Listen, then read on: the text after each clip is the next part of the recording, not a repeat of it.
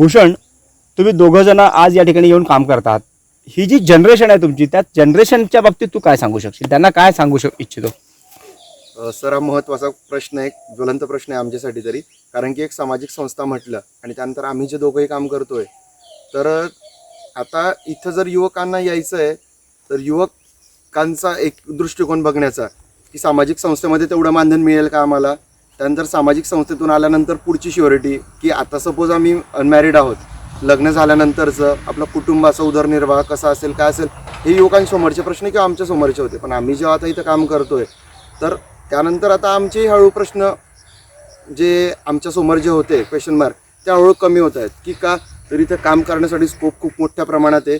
आणि जसं की आम्ही काम करतोय तसं प्रत्येक जर आम्हाला मदतीचे हात जर आले मोठ्या प्रमाणात युवकांचे, तर हे आता आमचं 8 एकरात काम आहे, ते आमचं आम्ही 80 एकरात पोहोचवू शकतो. इतकं काम आमच्याकडे पडलेलं आहे, पेंडिंग आहे.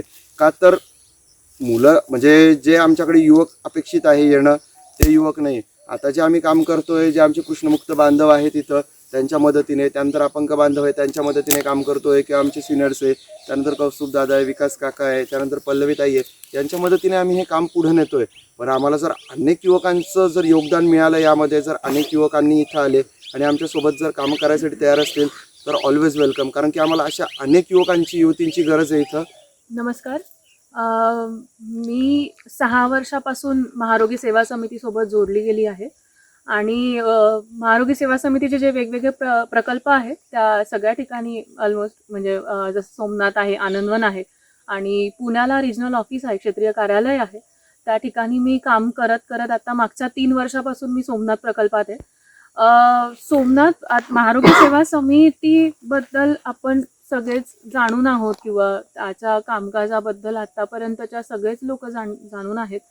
आत्ताचं जे काम आता चालू आहे सोमनाथमध्ये, तर एक इको डेव्हलपमेंट प्रोजेक्ट म्हणून एक काम करतोय आणि त्या अंतर्गत एक त्याचाच एक धागा म्हणून हा शेतीचा किंवा धानाचा जो प्रयोग होता तो करू पाहतोय. त्या प्रयोगाअंतर्गत आमचा उद्देश असा होता की जे काही देशी वाण आहेत त्याचं संवर्धन करणं आणि त्याला संरक्षित करणं किंवा त्याला मल्टिप्लाय करत राहणं. आणि याच्यासाठी आम्हाला बायफचे जे संजय पाटील सर आहेत, बायफ संस्था आहे पुण्यातली, तर त्यांची मदत झाली. आणि पुनर्नवा म्हणून एक संस्था आहे नागपुरातली की जे या सगळ्या प्रयोगात आम्हाला मदत करतायत. यांच्या सगळ्यांच्या याच्याने इथे आम्ही हे प्रयोग करून बघतोय.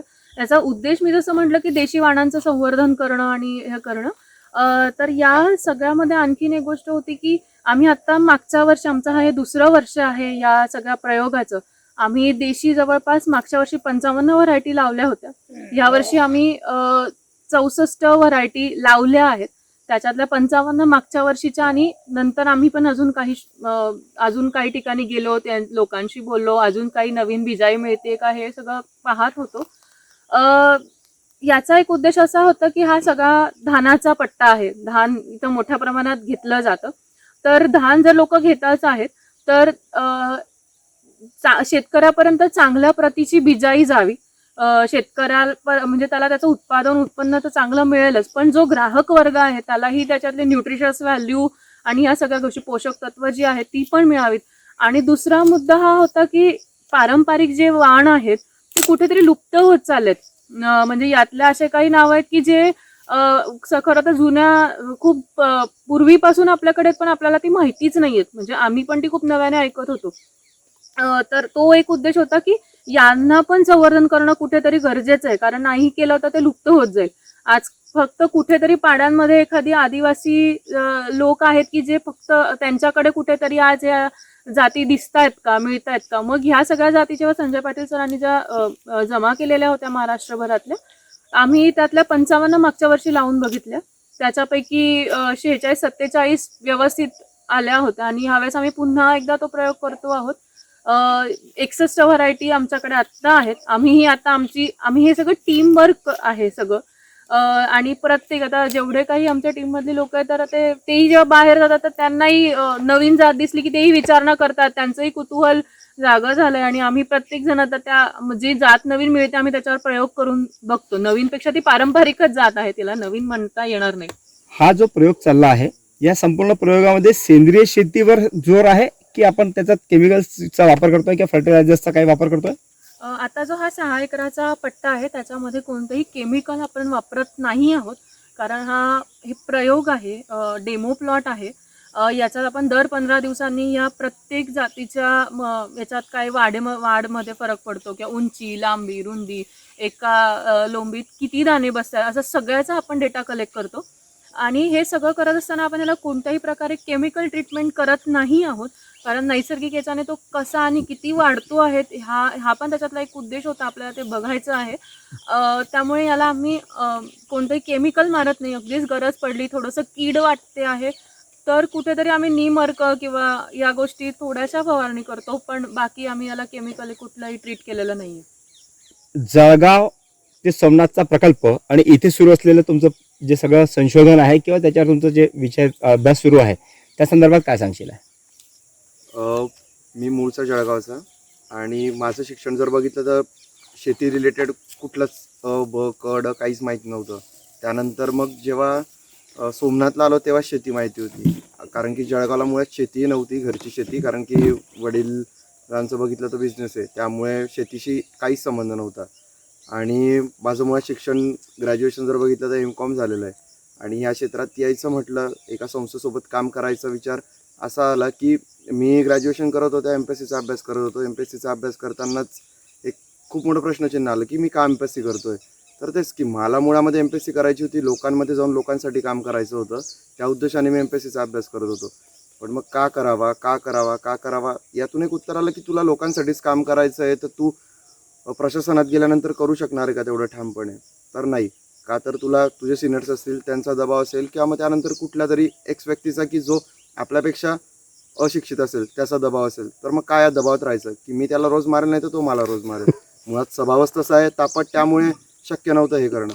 त्यामुळे मग लोकांमध्ये काम करायचं आहे तर मग महारोगी सेवा समिती शी 2018मध्ये पूर्ण वेळासाठी महारोगी सेवा समितीसोबत 2018पासून काम करतोय. आणि 2015ला जर बघितलं तर 2015ला श्रमसंस्कार छावणीला एक कॅम्पर म्हणून आलेलो होतो.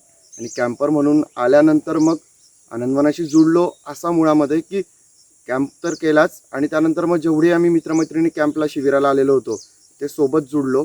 आणि त्यानंतर जळगावला जसं काम करता येईल आम्हाला आमच्या परीने ते करत गेलो. आणि 2016ला कौस्तुभदादांनी समाजभान अभियानाची सुरुवात केली. मग समाजभान अभियानासोबत जुळलो.